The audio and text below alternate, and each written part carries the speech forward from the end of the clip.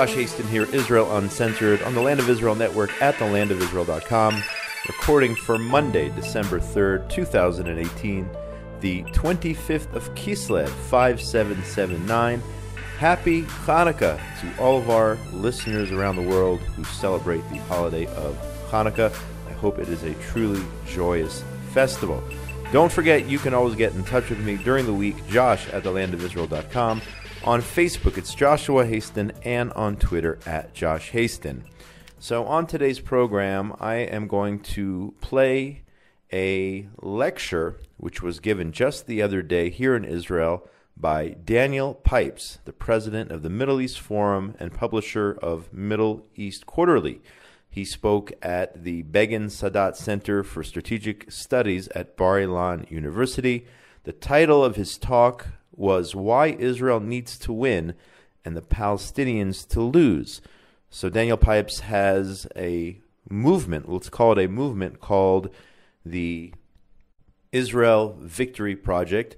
And he says that before Israel can reach any type of agreement with the Arabs in Judea and Samaria, whether you're in favor of a one-state solution or a two-state, or whatever your vision is, Jordan is Palestine, or whatever it is, he says that first, before anything meaningful can happen, the Arabs have to recognize the Jewish state of Israel is here, it's here to stay, it's a reality.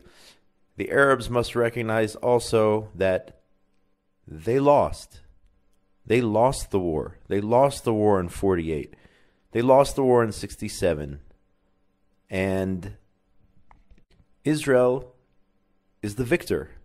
And until the Arabs acknowledge that fact, that Israel's here to stay, we're just going to keep going down the same spiral of peace process after peace process with no end in sight. He believes that it's critical, not only for the Jews, but for the Arabs of this area to acknowledge Israel's here to stay. Israel won. It's an Israeli victory, and the Arabs lost. And then we could move on from there. So without further ado, here is Daniel Pipes. I'm a historian, and as a historian, I've noticed that wars end when one side gives up. It's actually quite intuitive. So long as you and I are each ready to fight the other, the fight goes on. When I give up, you win, the fight's over. There are many examples of this through history. One particularly obvious one is World War I and World War II. The Germans lost in World War I, but their cities were standing, their armies were still effective, and so they didn't believe they really lost, and so they tried again. And the second time they tried, the Allies realized they had to convince them that they had lost, and it worked. And no one in Germany or Japan or Italy or elsewhere has said, let's go and try a third time. So with that in mind as background, I've been watching since 1999 the Israeli-Palestinian diplomacy and its problems. And I concluded that there are two different ways of seeing this conflict. There's the conventional one, the one that has been in place since 25 years ago in the Oslo Accords, and that presumably will still be in place again when the Trump plan is revealed, which basically tries to please the Palestinians. It is essentially appeasement. It is essentially saying, here, Palestinians, take this and leave Israel alone. It hasn't worked, clearly, and more efforts to make it happen will not work, just as the Kerry effort did not work a few years ago, so the next effort will not work. And that's because of something deep, which is what I call Palestinian rejectionism, which goes back close to a century, can be most easily dated to the appointment of Haj Amin al-Husseini in 1921. The rejectionism was far more severe then than today, but it's still there. An unwillingness to accept Zionism, the Yeshuv, the State of Israel. No, no, no. Now, during this century, I would argue that roughly 20% of the people we now call Palestinians have accepted Israel, Yeshuv, Zionism, and been willing to deal with it. But the large majority has not been willing to do so. And if present trends continue, they will still not be willing to accept Israel. So something new is needed. As I said, for almost 20 years, I've been brooding on this topic, and I've come up with the idea of Israel victory, which is to convince the Palestinians that they have lost, that there is no hope. They are a miniature version of Germany, Japan, Italy, and other defeated states in 1945. That they must recognize the Jewish state in order for progress to take place. I see the Palestinians a little like Hiro Onoda. Anybody know who Hiro Onoda was? He was the Japanese soldier who continued to fight until 1974. And it seems like a bit of a joke, but it wasn't. He was on a Philippine island, and for 29 years, from 1945 to 1974, he was destroying property, stealing property, and killing people. Perhaps one person a year. It was not funny. It was serious. And finally, his superior officer was brought to the island and told him, lay down your arms. The emperor tells you to end the war. And he did. But the Palestinians are a little bit like that. It is clear, and it's almost the same amount of time, that they acknowledged defeat in 1993 on the White House lawn. They acknowledged that they couldn't win, and yet they continue on and on. Now, why do they do so? They do so, I think, for three reasons. One is Islamic doctrine, the notion of a waqf, the notion of a territory that is once Muslim-controlled, must always be Muslim-controlled. And this is a powerful idea that gives spirit to the notion of samud, of steadfastness, that inevitably this territory, and this is not just any territory, but a holy territory, will return to Muslim rule. Secondly, the Palestinians are enthused by the fact that they have worldwide support, unique worldwide support. This is not some obscure African liberation front that no one's heard of. This is the cause that gets more resolutions in the General Assembly of the United Nations than the rest of the world combined. In, I think, the past decade, there were 68 resolutions concerning Israel and 67 about the rest of the world. In departments of universities, on the streets of major cities, the Palestinians have a support that is unique in the world. That's two. So first is the doctrine, Islamic doctrine. Second is international support. And third, I would argue, perhaps more controversially, is Israeli policy. Israeli policy towards the Palestinians over the past decades, say since 1993, has been timid, soft, cautious, defensive, and has led the Palestinians to think that they are winning. Israeli policy, the security establishment, the IDF, Mossad, Shin Bet, police, border police, and so forth, have treated the Palestinians in a very cautious way, fearful of another intifada, fearful of the Palestinian Authority collapsing, fearful of having to take over and supply food, medicine, water, energy, security. And so the security services have been very, very cautious. And this is the third reason, I think, the Palestinians have a sense of optimism, that no matter how bad things look today, in fact, they will eventually win. It is that spirit, just as Hiro Onoda thought on his Filipino island for 29 years that he was part of the imperial force that eventually would win. It is that misguided spirit that needs to be broken. The Israeli government, I believe, should seek victory over the Palestinians. The Palestinians need to be defeated.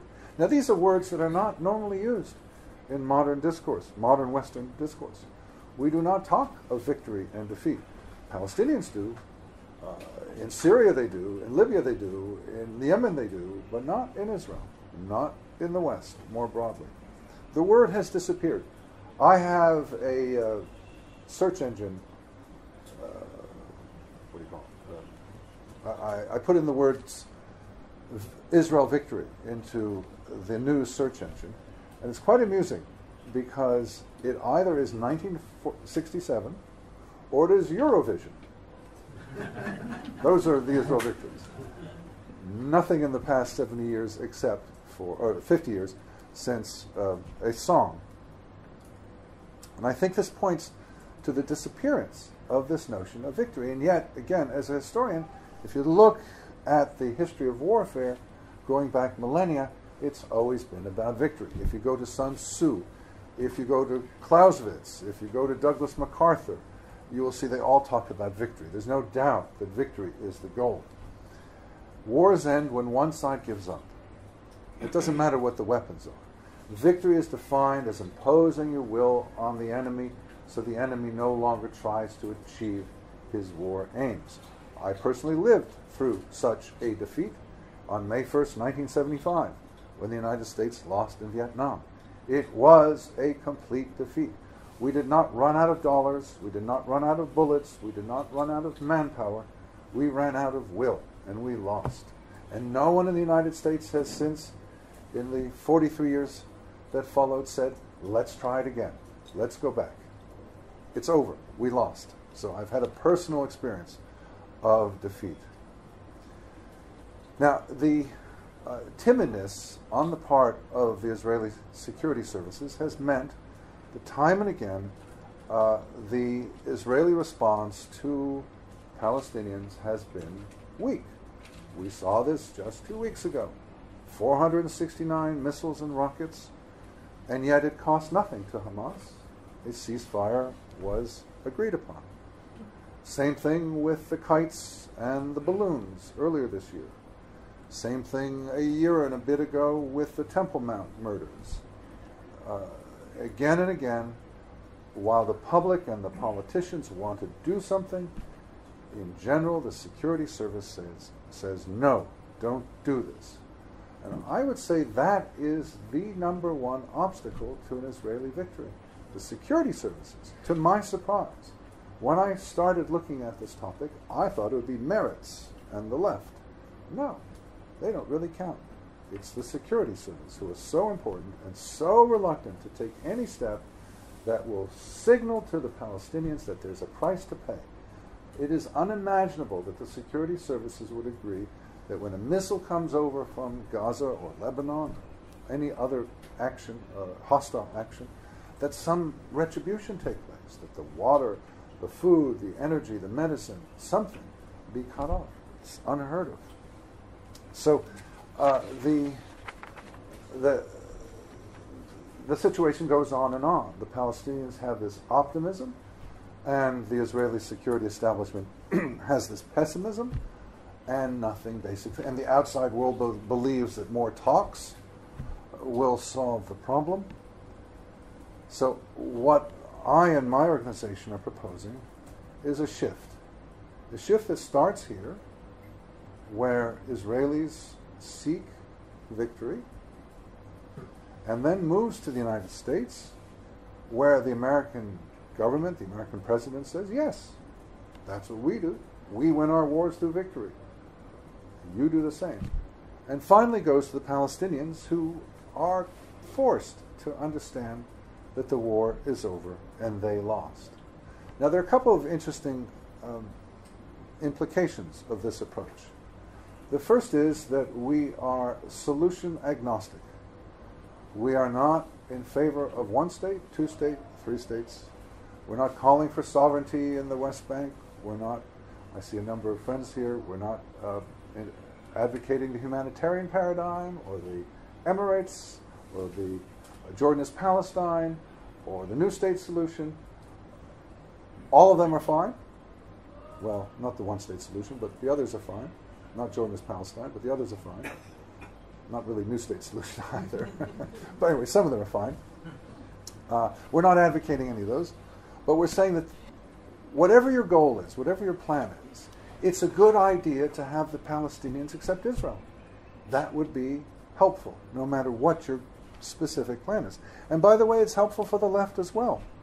It means, in leftist terms, ending the occupation.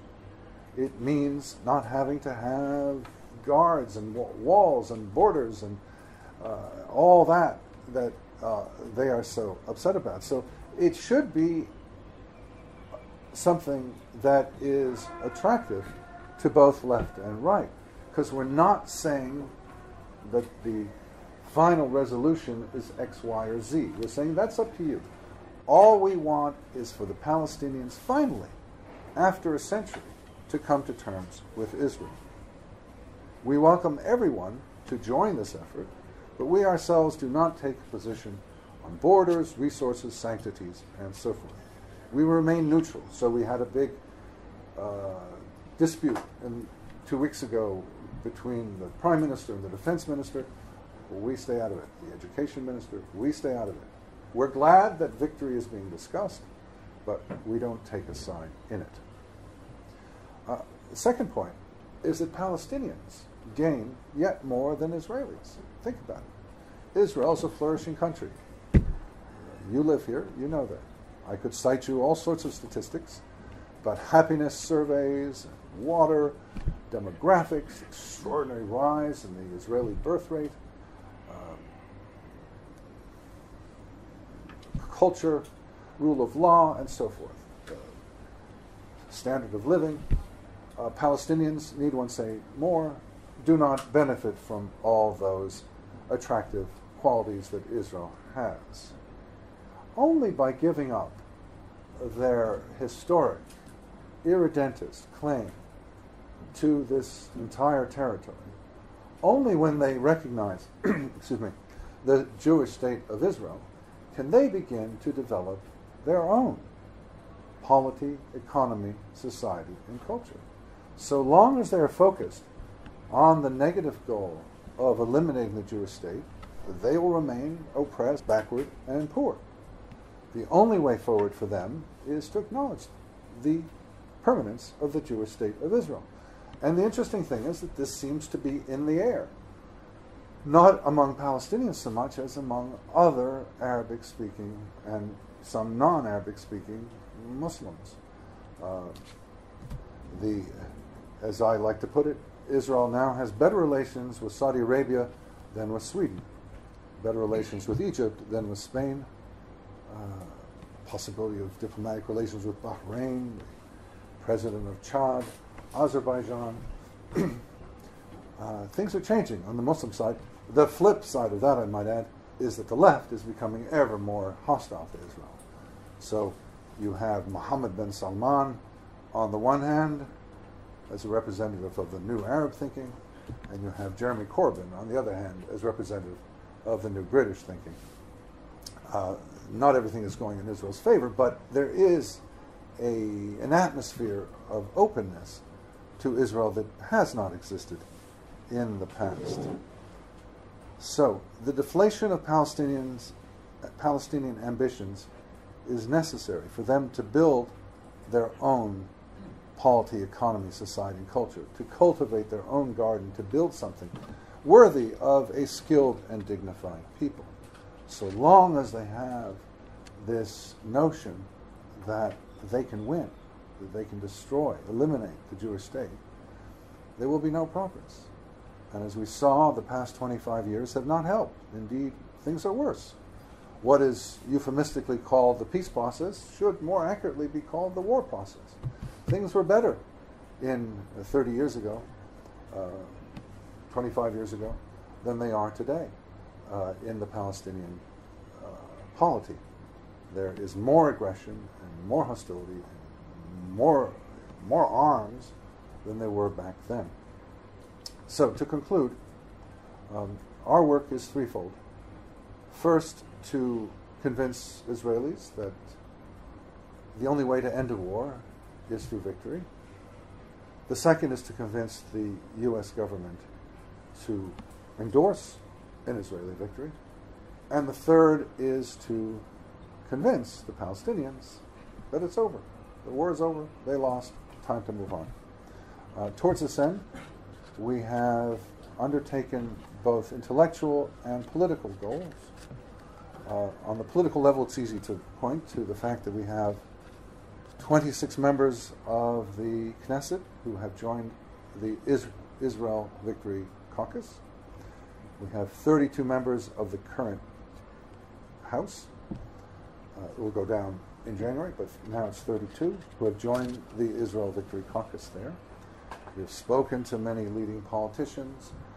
And then on the intellectual level, well, here I am talking to you.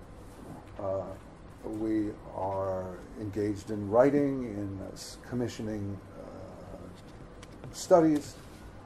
We have a team in Israel that is headed by Danny Seaman, a team of 5 that is working on this subject. We have a team of 2 in Washington, and we're trying to get this out as a subject to be debated. The basic idea is very simple. Israel wins, the Palestinians lose, as the title of this talk goes. But the implications are very large and very contrary to the assumptions of conciliation, mediation, compromise, goodwill, and so forth. It is sometimes difficult to talk about victory and defeat, but yet there is no avoiding it. That's how wars end, through victory and defeat. International wars end through victory and defeat. There is no avoiding it. And what one finds is many efforts to avoid it, to finesse it, to find some way of reaching an agreement, of having other forces come in, of leasing, of splitting, but they won't work. So long as the Palestinians believe, and they do believe this, 80% believe that they can eliminate the Jewish state of Israel, it won't come to an end. Now, the good news is that 20% of Palestinians do accept, historically and today. So the goal must be to increase that number from 20% to 40% to 60%, to convince the Palestinian people and their leadership that the path that they are now taking is futile, is not going to go anywhere. And the only way for them out to improve their lives is to admit defeat, to acknowledge that this century-long conflict has come to an end. The emperor has signed the